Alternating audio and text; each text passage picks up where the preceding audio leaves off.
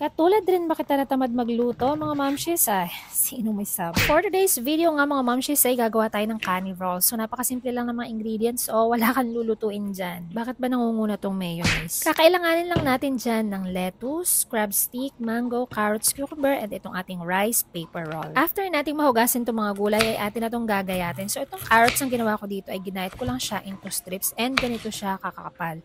Pero kung gusto mo mas manipis ay okay lang din naman. Sunod na yung cucumber, ganun din. So tinanggal lang natin yung buto and then gagayatin lang ulit natin ng strips and ganito din siya kakakapal kasi gusto ko madaming gulay. Sunod naman na itong mangga. So syempre ang kailangan lang natin dito ay yung kaniyang mga pisngi. Kaya pipili kayo ng manggang matambok ang pisngi.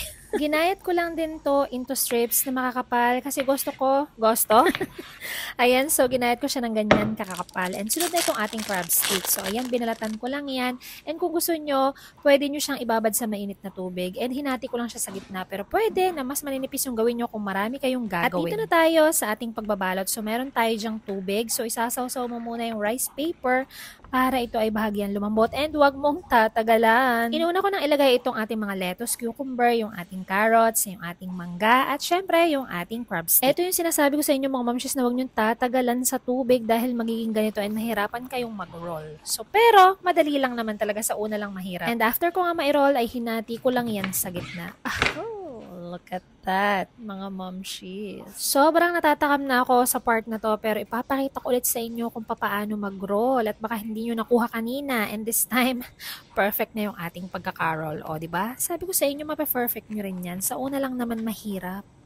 Ayan, so ready na itong ating mga kani rolls. And eto na yung ating finished product.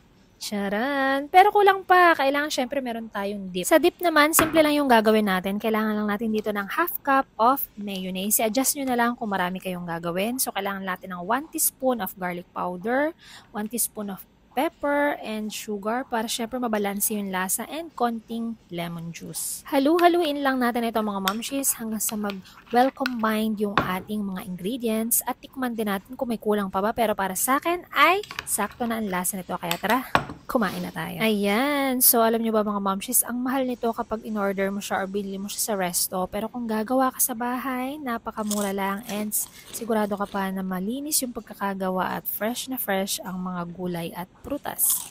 So, ano bang hinihintay mo mga mamamshis? Gawa ka na ng kani rolls.